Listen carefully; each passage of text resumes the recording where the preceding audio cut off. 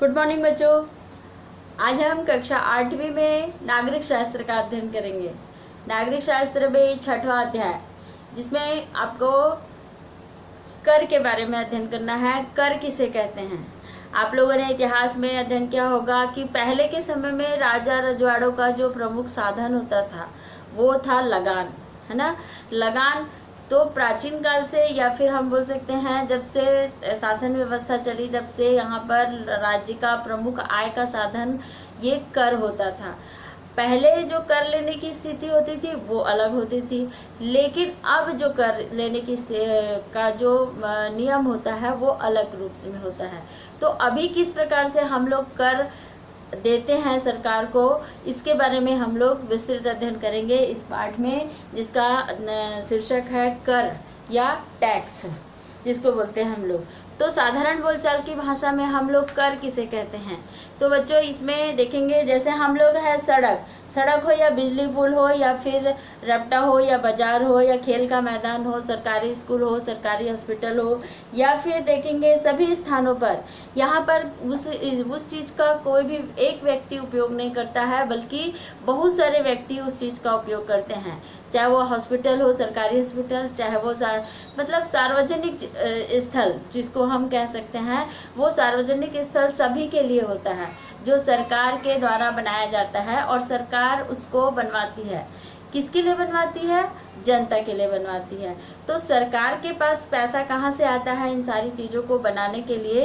तो इसी के बारे में है कि सरकार हमसे कर लेती है, और जो कर हम देते हैं सरकार को, वो कर के द्वारा वो सार्वजनिक कल्याण के लिए, सभी के लिए, जो सक्षम नहीं होते हैं उनके लिए भी वो सुविधाएं प्रदान करता है।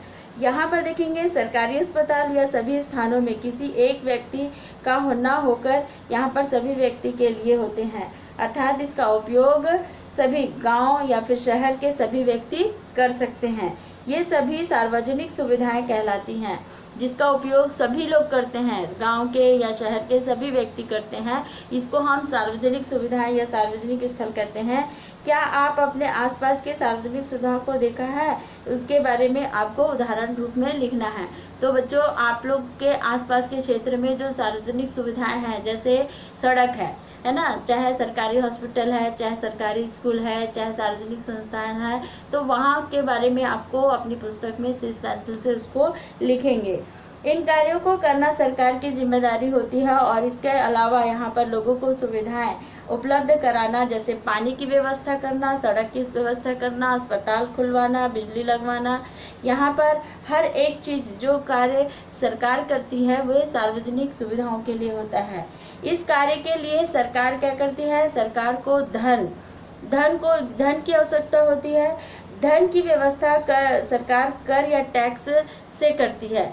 जो सार्वजनिक सुविधाएं खुलवाती है सरकार, हमारी सुविधाओं के लिए खुलवाती है, तो उसको बनवाने के लिए जो धन की व्यवस्था करना है, तो धन की व्यवस्था सरकार किस रूप में करती है?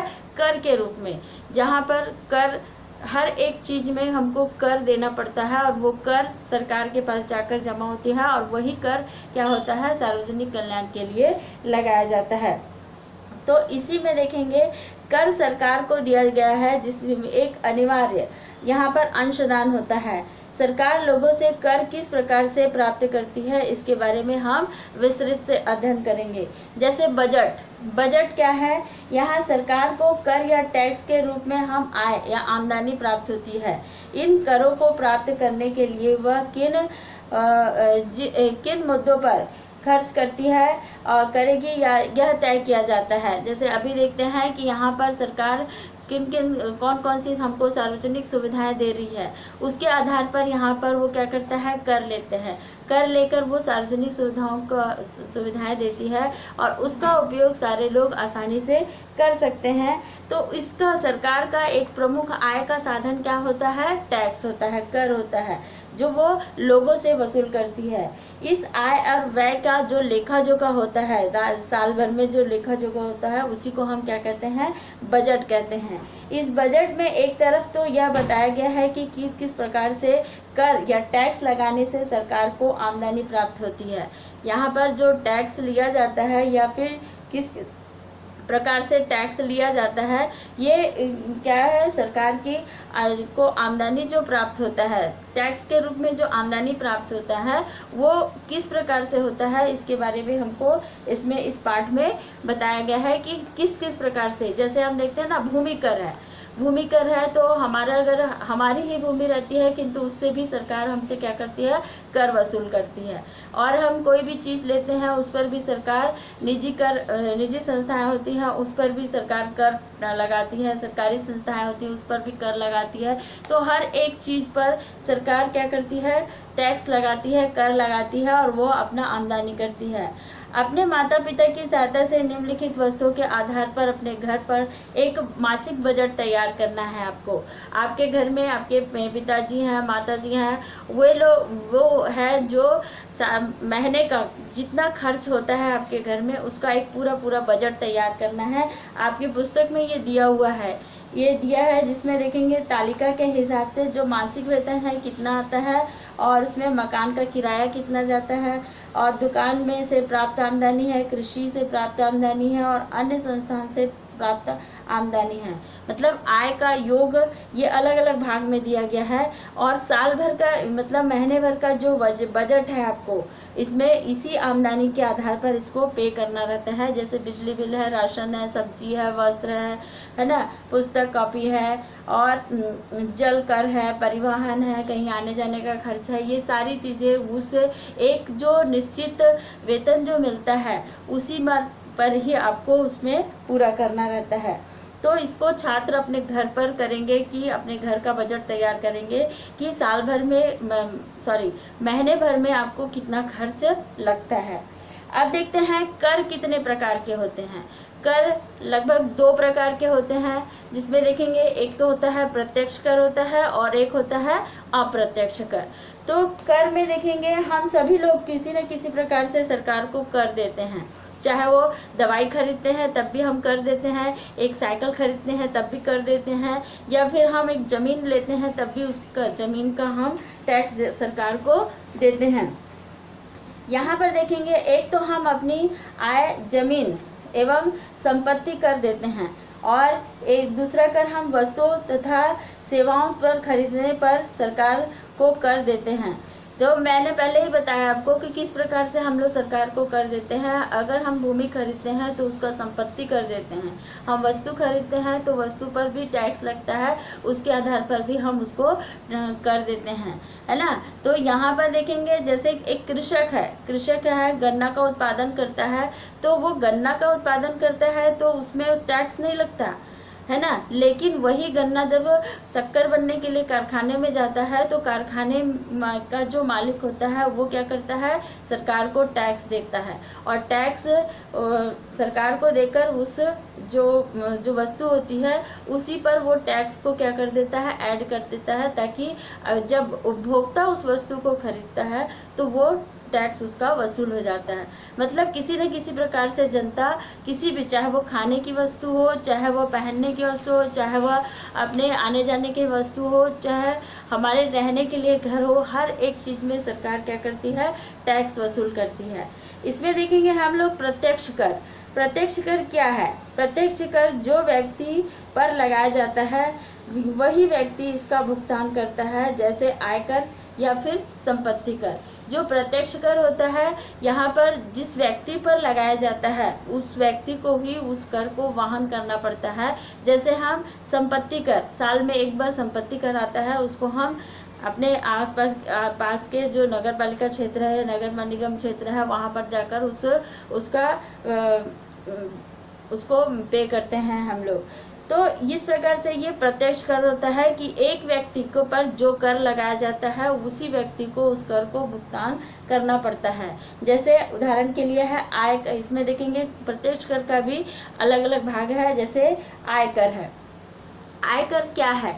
आयकर देखेंगे, आयकर सरकार द्वारा व्यक्ति की आय या आमदनी पर लगाया जाता है। सरकार देश में लोगों के जीवन यापन करने के लिए एक निश्चित राशि तय करती है और निश्चित आर्थिक राशि तय करती है और उसी के आधार पर क्या करती है, उस पर अगर उस राशि से अगर उस व्यक्ति की आय अधिक होती है एक प्रति व्यक्ति आय के जीवन जीने के लिए जितने आय निर्धारित की गई है उससे कहीं उसकी आय अधिक है तो सरकार उस पर आयकर लगाती है, इनकम टैक्स लगाती है, और वो उसको साल भर में एक बार देना पड़ता है। इस सीमा से अधिक आय प्राप्त करने वाले लोगों को आयकर देना पड़ता है। कृषि में होने वाले आय पर सरकार से आयकर की छूट दे दी जाती है।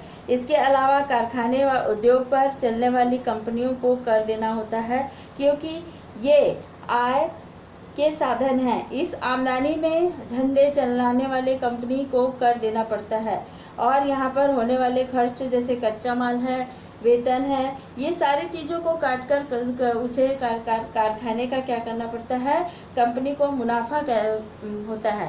मतलब यहाँ पर जो कंपनी, कोई भी कंपनी हो, चाहे वो सीमेंट कंपनी हो, चाहे वो शक्कर कंपनी हो, चाहे वस्त्र उद्योग कंपनी हो, हर एक कंपनी पर सरकार क्या करती है, उस पर कर लगाती है, और वो क्या करता है, जो उस वस्तु को बनाने में जितनी लागत लगती है वो, और टैक्स देकर ये सारी चीज़ों को, श्रमिकों का श्रम देकर, वो सारी चीज़ों को देकर जितना पैसा उस पर बचता है उसका मुनाफा कहलाता है, और उसी के आधार पर वो क्या करता है कि वस्तु का मूल्य को निर्धारित करता है। तो यहाँ पर हम लोग प्रत्यक्ष कर वही कर है जिसको हम इनकम टैक्स के नाम से जानते हैं। मतलब एक व्यक्ति, जिस व्यक्ति को कर देना रहता है, जिस व्यक्ति के नाम से कर आता है, उसी व्यक्ति को उस कर को वहन करना पड़ता है, देना पड़ता है।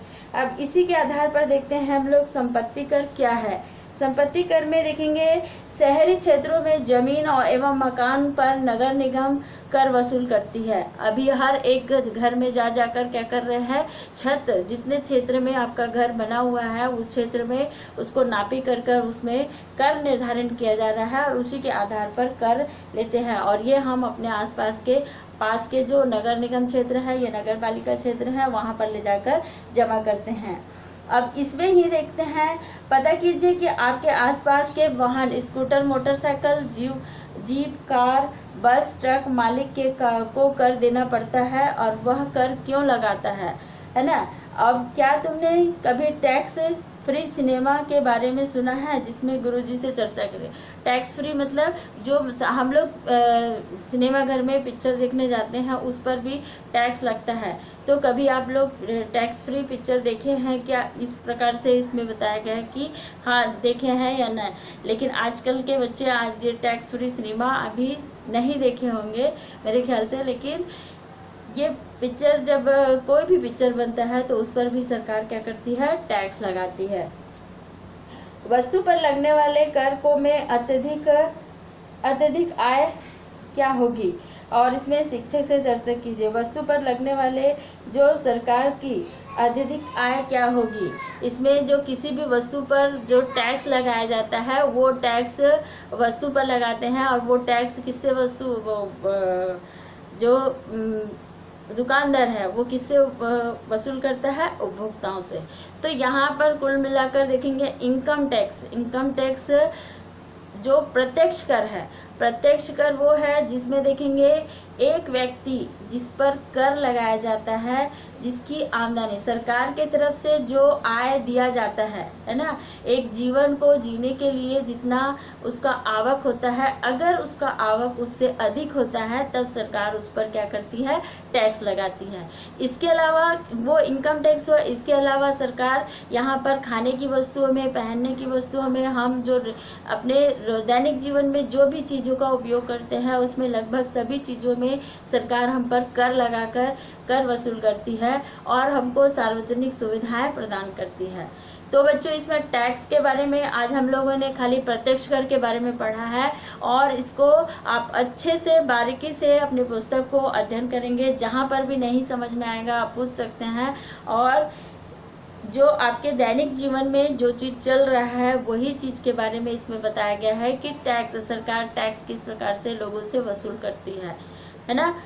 Thank you.